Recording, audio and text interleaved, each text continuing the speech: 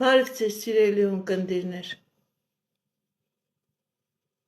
Ինչպես գիտեք, ես էքստրասենս պարահոգեբան եմ,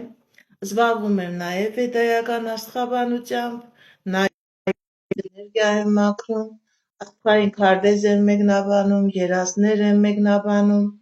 թալիսմաններ եմ պատրաստում եւ ակտիվացնում։ Ես Երևանում եմ։ Եթե ձեզ անհրաժեշտ է իմ ծառայությունը, կարող եք դիմել։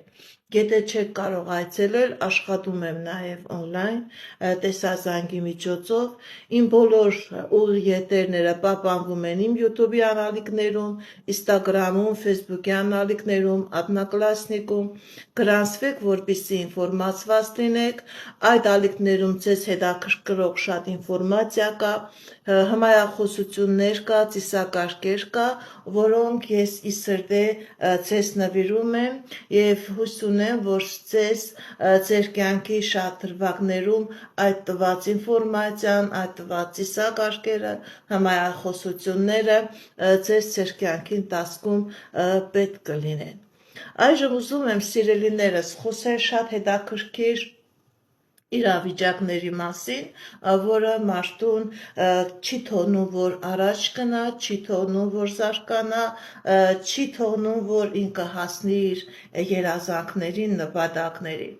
Որոնք են այդ խնդիրները, որոնք են այդ նեգատիվները, որ չեն թողնում, որ մարդը առաջ գնա, մարդը դառնա այն անձնավորությունը, որի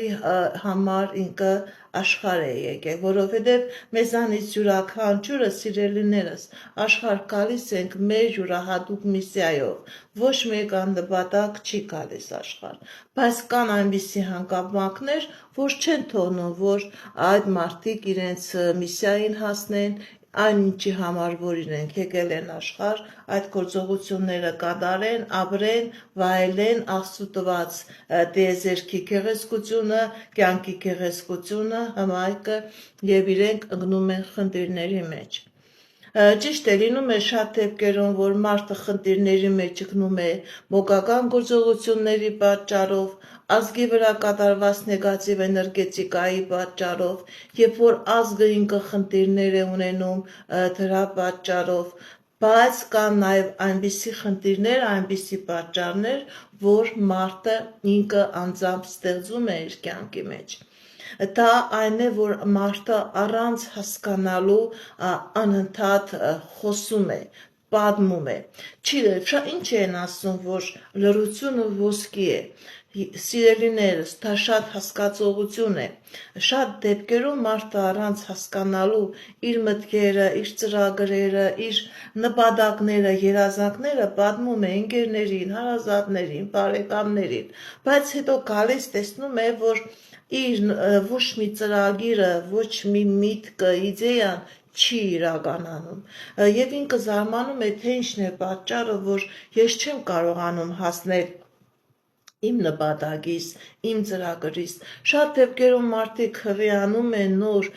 դեռ ինքը զգում է այդ սաղմի արկայությունը եւ բոլորին պատմում է եւ տեղի է ունենում վիժում։ Ինքը կորցնում է իր պտուղը եւ չի հասկանում, որ հիմնական պատճառը այն է, որ ինքը դա բոլորին պատմել է։ Մարդիկ կան, որ երեխա են ունենում, ընտանիք են ունենում, տուն են ունենում, բիզնես, արտասահմանում իրենք իրենց գործն են դնում, արտասահմանյան քաղաքացիություն են հանում, ոչ մեկը ոչ մի բանից տեղյակ չէ։ Իսկ մարդը, եթե այսօր աշխատավարձի մեջ 1000 դրամ բարձրացել է կամ պարգևատրում է ստացել, ինքը անմիջապես բոլորի հետ կիսվում է եւ աշխատավարձն է ցածրանում եւ ինքը իր աշխատանքն է գործում։ Սիրելիներ,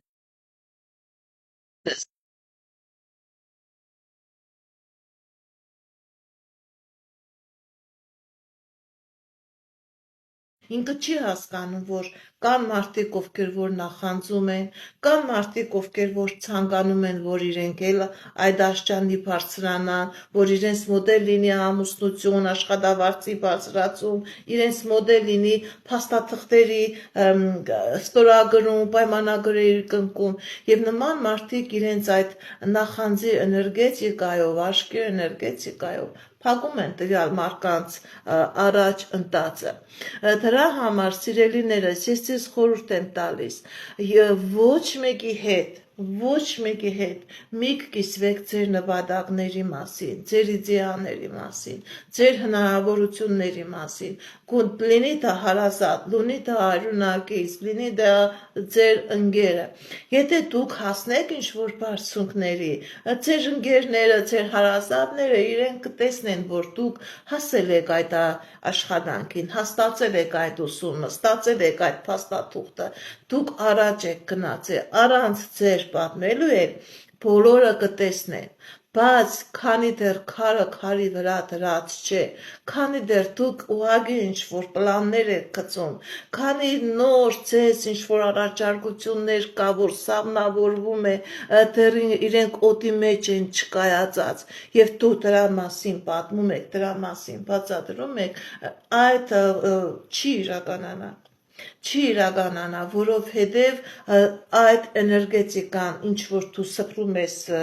բոլորի մեջ, ձեր էներգետիկան թուլանում է, իսկ թուլացած մարդու էներգետիկան արդեն պատրաստ չէ իր գործողությունները կատարելու։ Շատ դեպքերում, եթե դուք ուշադրություն դարձնեք, երբ որ դուք ձեր պլանների մասին, ձեր մտքերի մասին զրուցում եք ձեր ընկերների, ձեր հարազատների մեջ, դու ձեր վրա տարօրինակ ոնց-որ թուլություն է գալիս, ձեր աշկը գնում է տանկողի, դուք ցանկանում եք հանգստանալ, քուն է գալիս ձեր վրա, մռապ է գալիս, որովհետև դուք արդեն էմոցիոնալ